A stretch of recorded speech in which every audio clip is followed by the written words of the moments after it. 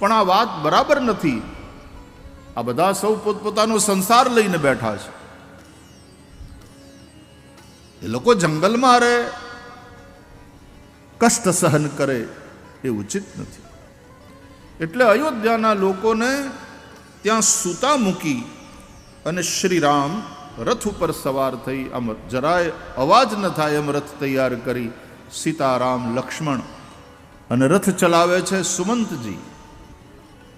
રાતોરાત નીકળી ગયા. બીજે દિવસે સવારે શૃંગવેરપુર પહોંચે છે, ગંગાજીના કિનારે. શૃંગવેરપુરનો નિષાદરાજ ગુહ ભગવાનનું સ્વાગત કરે છે. બહુ પ્રેમથી પોતાને ત્યાં પધારવાનું નિમંત્રણ આપે છે કે મારા ગામમાં પધારો, અમારે ઝૂંપડે પધારો હે રાઘવ. અને શ્રી રામ એ ભીલોનો ખૂબ ભાવથી એના ભાવનો સ્વીકાર કરીને જવાબ આપે છે કે મને 14 વર્ષનો વનવાસ થયો છે, મારાથી કોઈ ગામ અથવા તો નગરમાં ન રહેવાય. ગુહ કહે છે કે એટલા અમારા દુર્ભાગ્ય કે આપ અહીંયા આવ્યા અમારા ગામ સુધી અને અમારા ઘરમાં તમારી પધરામણી નથી થતી, ગામમાં તમારા હામૈયા અમે નથી કરી શકતા.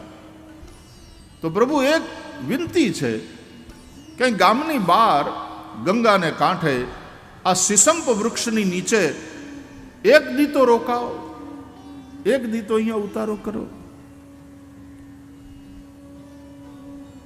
ભગવાન એ વાતને સ્વીકારે છે. એક રાત્રિ વિશ્રામ શૃંગવેરપુર એ ભીલોનું ગામડું, એ ગામની બહાર ગંગાને કાંઠે સિસંપ વૃક્ષની નીચે ભગવાન ઉતારો કરે છે, ત્યાં રહે છે. ભીલોએ કંદમૂલ ફલ લાવીને ભગવાનને ધર્યા, ભોજન કરાવ્યું, આતિથ્ય કર્યું પ્રભુનું. રાત્રિના સમયે ભીલોએ સિસંપ વૃક્ષની નીચે દર્ભની પથારી બનાવી. લક્ષ્મણજીએ કહ્યું ભાઈ 2 જ પથારી કરજો બાપા, મારે તો હોવાનું છે નહીં. અખંડ જાગરણનો મેં સંકલ્પ કર્યો છે. 2 પથારી કરી, એક સીતાજી માટે, રામજી માટે.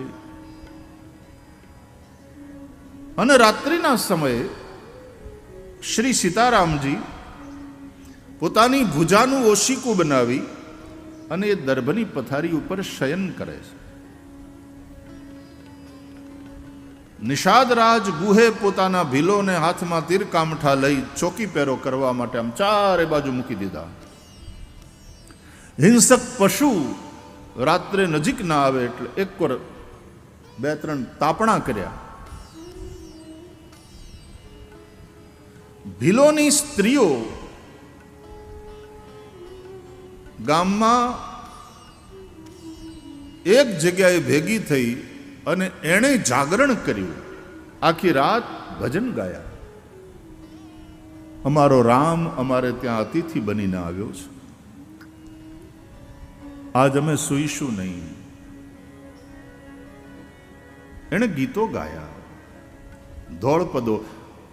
જંગલની નિષાદ બહેનો પોતાની ભાષામાં પોતાના ભક્તિ પદો ગાતી રહી, પણ જાગરણ કર્યું, કોઈ સૂતું નહીં.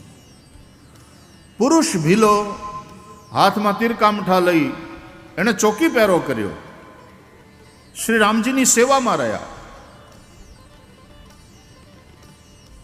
લક્ષ્મણજી એનું આ બીજું જાગરણ છે, આ બીજી રાત છે. 14 વર્ષના અખંડ જાગરણનો સંકલ્પ લક્ષ્મણજીનો. ધનુષ બાણ ધારણ કરી અને વીરાસન લગાવી અને લક્ષ્મણજી થોડે દૂર એક તાપણા પાસે બેઠા. નિષાદરાજ ગુહે બધી વ્યવસ્થા જોઈ લીધી. સૌને જે ડ્યુટી સોંપાઈ હતી એ પોતપોતાની ડ્યુટી ઉપર સૌ લાગી ગયા છે. બધી જ વ્યવસ્થા ગોઠવી થોડોક નવરો પડ્યો. રાતનું ટાણું. નિષાદરાજ ગુહ અથવા તો ગામનો મુખી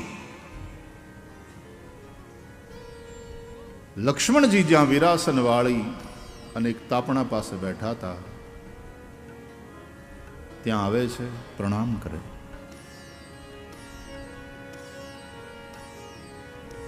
લક્ષ્મણજી, તમે થોડી વાર આરામ કરો ને બાપા, અમે જાગીએ છીએ. લક્ષ્મણજીએ કહ્યું કે ગુહ, મારે તો 14 વર્ષના અખંડ જાગરણનો સંકલ્પ છે. ઓ, તમે 14 વર્ષ નહીં સુવો? બોલે, ભગવાનની સેવામાં જે સમર્પિત હોય એ સૂઈ જાય એ ન પોસાય. એને સતત જાગતા રહેવું પડે. જે પણ ભગવાનની સેવામાં હોય, જે પણ સાધુ સંતો ધર્મના પુરુષો, એ હુઈ જાય એ ન પોહાય. એ મોહની રાત્રિમાં જરાય મૂર્છિત થાય એ ન પોસાય.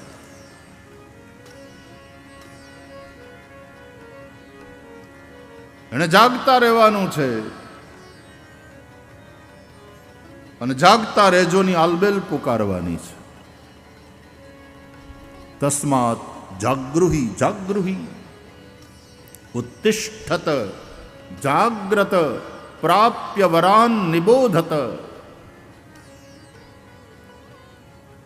હકીકતમાં રામચરિતમાનસ અનુસાર જે જાગેલો છે એ જ જોગી.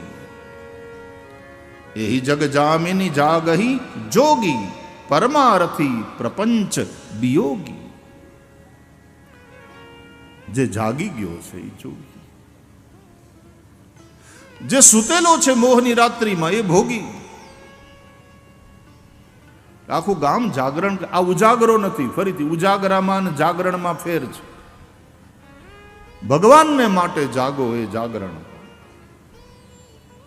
સિનેમા જોવા માટે, ગપ્પા મારવા માટે,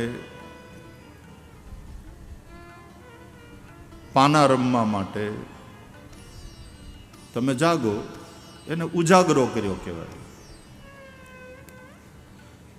આપણે બહેનો દીકરીઓ દિવાસાના જાગરણ કરે, જયા પાર્વતીનું જાગરણ. જાગરણ એટલે ભગવાન માટે જાગવું.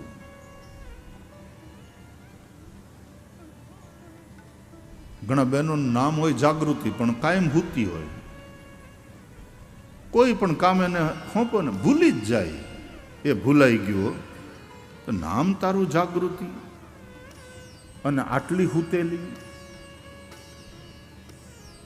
એવી ભૂલકણી હોય અને દરેક કામમાં ભૂલ એનાથી થાય થાય થાય. ગમે એટલું માં ટોકે, ગમે એટલું સાસુ સમજાવે, પણ નામ હોય જાગૃતિ.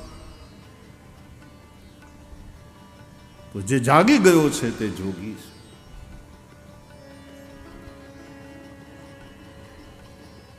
લક્ષ્મણજીએ કહ્યું કે જે પ્રભુની સેવામાં હોય એને જાગતા રહેવાનું હોય. એ સૂઈ જાય એ ન ચાલે. અને પછી નિષાદરાજ ગુહ કહે છે કે હું અહીંયા તમારી પાસે બેસું. જો આ વિવેક છે કે લ્યો બહુ સારું, લ્યો તો આપણે હથવારો વાતું કરશું આખી રાત. એમ નહીં, પૂછું આપની સેવામાં હું ક્યાંય વિઘ્નરૂપ તો નથી થતો ને? એવું જો તમે આપ કહો તો હું બેસું તમારી પાસે. પૂછવાનું. આપણે તો સેલ્ફી લેવા માટે આપણને જાણે હક હોય એમ સામેવાળાનું બાવડું પકડી ઊભો રાખીને સેલ્ફી. ઉભા રહ્યો થોડી વાર, એક સેલ્ફી નહીં. આપણી પાસે મોબાઈલ આવ્યા પણ આપણી પાસે એટિકેટ જે હોવી જોઈએ એનો હજી અભાવ છે. વિદેશોમાં એ વસ્તુ છે. Can we have one photograph with you please? પૂછે પહેલા એક સેલ્ફી લઈ શકાય? આવું પૂછે. આ વિવેક છે, બરાબર છે. બાવડા જાલી કોઈને ઊભા રાખીને પરાણે સેલ્ફી લઈએ એવો આપણને અધિકાર નથી. એક એટિકેટ, એક વિવેક એ તો હોવો જોઈએ. અમારા નરેશભાઈ, આપણા ઉદ્ઘોષક મહોદય વારંવાર અહીંયાથી કહે છે કે ભાઈ જેના નામ લેવામાં આવે, બોલાવવામાં આવે, કૃપા કરીને એ જ મંચ ઉપર આવો. આ ગામનો ચોરો નથી, આ વ્યાસપીઠ છે. એની એક શિસ્ત હોય, એની એક મર્યાદા હોય.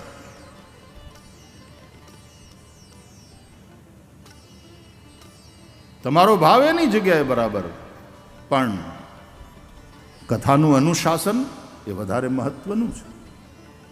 પછી ઉતારે આવો ને કંઈ વાંધો નહીં, જય શ્રી કૃષ્ણ કરો. એ ઉતારે તે એનો સમય નક્કી હોય ત્યારે આવો પ્રેમથી. આપણે હજી થોડુંક અનુશાસન બાબતમાં જાગૃત રહીએ ને તો વધારે રૂડા દેખાઈએ, આયોજન પણ વધારે સરસ રીતે દીપી ઉઠે. અનુશાસન, અનુશાસન. તો નિષાદરાજ ગુહ ગામડાનો ભીલ, પણ એણે લક્ષ્મણજી પાસે અનુમતિ માંગી. બેસું અહીંયા, તમારી યારે થોડી વાત થાય, સત્સંગ થાય? કે હા ભાઈ બેસ ને. આમ થોડે દૂર સીસમ વૃક્ષ, ગંગાજી વહે છે. ધીમી ધીમી હવા ચાલે છે. દર્ભની પથારી ઉપર સીતાજી રામજી ભુજાનો તકિયો કરી સૂતા છે ગાઢ નિંદરમાં, અને મુખ ઉપર પરમ શાંતિ.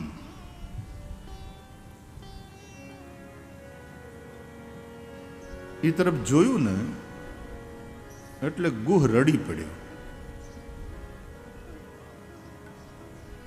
લક્ષ્મણજીને કહે કે એક વાત કહું, અમે ગામડાના માણસો, અભણ માણસો, અમારી પાસે પૈસોય નહીં, આમ અમે અભાવમાં જીવીએ છીએ, પણ શહેરના લોકો જેટલા અમે કઠોર ન થઈ શકીએ. સીતારામજી સામે આમ હાથ કરીને કહે કે આનો હું વાંક, પણ આમનો શું અપરાધ કે અયોધ્યાએ એને ધક્કો દઈ દીધો ને વનમાં મોકલ્યા. બહુ દુઃખી થયો ગુહ, એની આંખમાં આંસુ આવી ગયા. આગલી રાતે તમસાને કિનારે લક્ષ્મણજી રડતા હતા અને નિષાદરાજ ગુહે સુમંતજી એને છાના રાખેલા. આજે નિષાદરાજ ગુહ રડે છે ગંગાને કિનારે. લક્ષ્મણજી એને આશ્વાસન આપે છે, કહે છે કે ગુહ, તે પ્રભુને કોઈ દિવસ અયોધ્યાના રાજમહેલના શયનખંડમાં સૂતેલા જોયા છે? એટલે ગુહે કહ્યું કે અમારા ભાગમાં તો અયોધ્યાની યાત્રા હજી નથી, તો અયોધ્યા જોઈ નથી. ત્યાં અયોધ્યાનો રાજમહેલ, ને રાજમહેલનો એ પાછો બહારથી જોવા મળે તો મળે, પણ અંદર એમાં ભગવાનનો શયનખંડ, ત્યાં સુધી પહોંચવાનું એ તો અમારા ભાગ્યમાં ન જોઈ ને બાપા. અને એમાં એ શયનખંડમાં સૂતેલા પ્રભુનું દર્શન એ તો દુર્લભ. લક્ષ્મણજીએ કહ્યું, મેં તો જોયા છે ભગવાનના